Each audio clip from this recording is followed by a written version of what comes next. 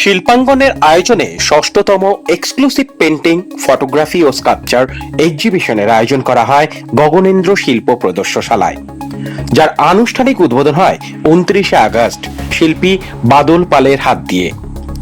অতিথি হিসেবে উপস্থিত ছিলেন মিহির কুমার বোস। 29, 30 ও 31শে আগস্ট মোট 3 দিনের উক্ত প্রদর্শনীতে মোট 13 জন শিল্পীর হাতের কাজ স্থান পায়।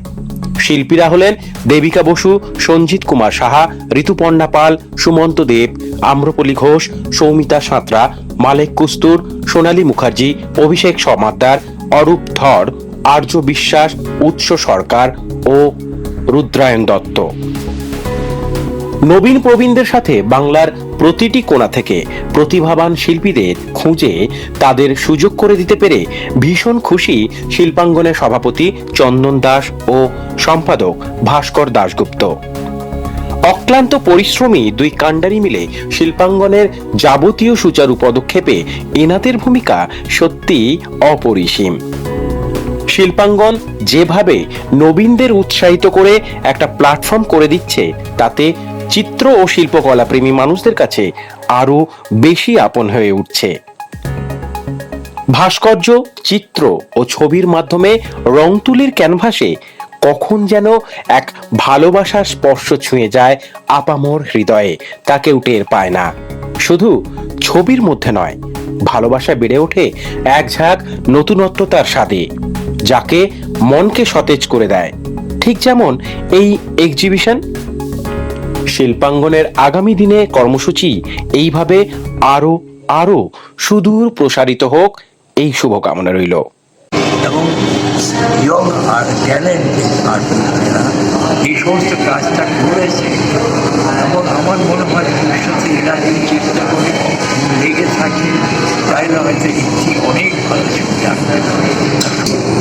আমার এখানে 4টে ছবি আছে আছে আর শিল্পাঙ্গনের সাথে তো আমি অনেকদিন ধরেই জড়িত। আর এই সপ্তাহে আর একটা এক্সিবিশন করেছি, তো এক সপ্তাহে ওখানে অ্যাওয়ার্ড পেয়ে ভালো।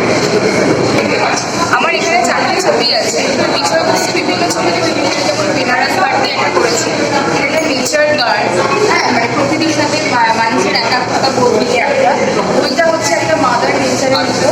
আর ওই দিকে যে ছবিটা আছে সেটা হচ্ছে আমাদের মেকানিক্যাল যে সিভিলাইজেশন, মানে আমরা খুব যান্ত্রিক হয়ে পড়েছি, ইমোশনসগুলো হারিয়ে যাচ্ছে, সেটার উপরে ওই দিকের একটা ছবি আছে।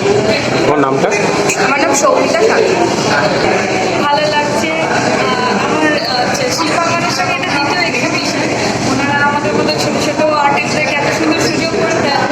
সারা বছর মানে আগে আমার মতো শখে, কিন্তু এখন একটা পারপাস, মোটিভেশন যে আমি যাবো প্রদর্শনী হবে।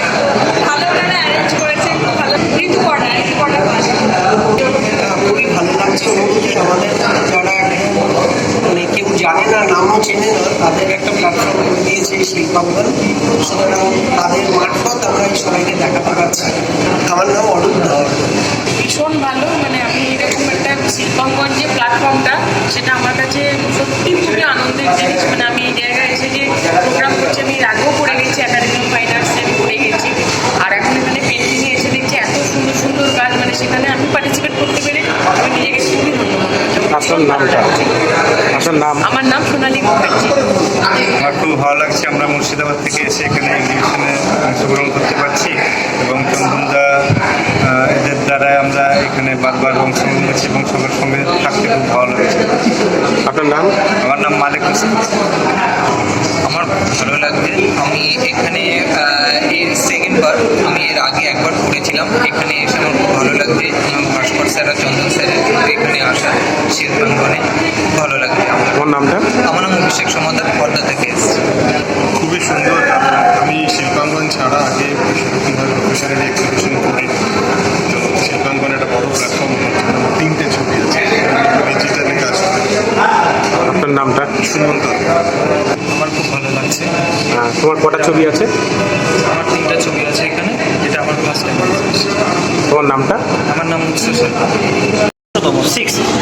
আমরা করেছি গগনেন্দ্রতে 13 জন আর্টিস্ট এসছেন। এই আর্টিস্টরা বিভিন্ন জায়গা থেকে এসছেন, যেমন মালদা, মুর্শিদাবাদ এবং তোমার ধরো কোচবিহার, বিভিন্ন জায়গা থেকে এসছেন। আর দু তিনজন আসতে পারেননি, তারা তাদের নিজের অসুবিধার কথা জানিয়েছে।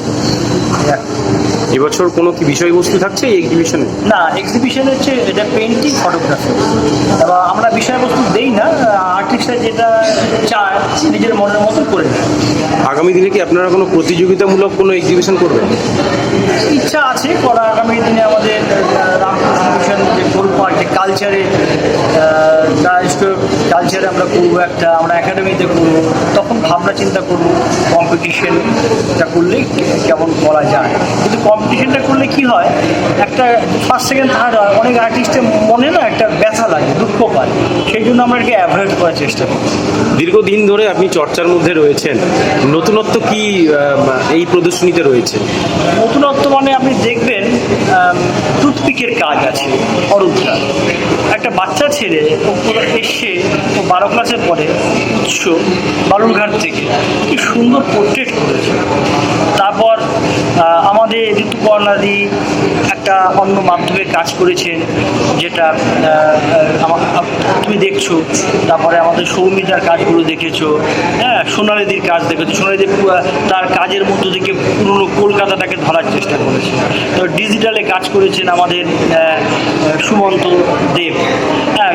তারপরে দেখেছো তো আমার এখানে যে আমাদের অভিষেক সমাদ্দার কি সুন্দর কাজ করেছেন নিজের পুঁথি বা আদার্স মিডিয়ার মধ্য থেকে। এরকম সবাই খুব ভালো আর্টিস্ট। এটা আমাদের আজকে অতিথি হিসেবে কারা কারা ছিল, মানে অতিথি হিসাবে ছিলেন বাদলদা, নতুন বাদল পাল, এমিনেন্ট আর্টিস্ট, আর মিহির বসু ছিলেন, উনি সমন্বয়ক রামকৃষ্ণ মিশন নরেন্দ্রপুরে লোকশিক্ষা পরিষদের এক্স মিহির বসু। আপনার নাম ডেজিগনেশন? আমার নাম, আমি এই শিল্পাঙ্গনের সভাপতি চন্দন দাস, আর আমাদের সম্পাদক ভাস্কর দাস। কি বলবেন এই এক্সিবিশন সম্পর্কে যারা দর্শক? এক্সিবিশন সম্পর্কে আমি এইটুকুই বলতে চাই যে আমরা প্রতিবারই দেখেছি যে এক্সিবিশন আমরা করি, কোনো এক্সিবিশনই করি, পূর্বেও অনেক করেছি, 4-5টা করেছি।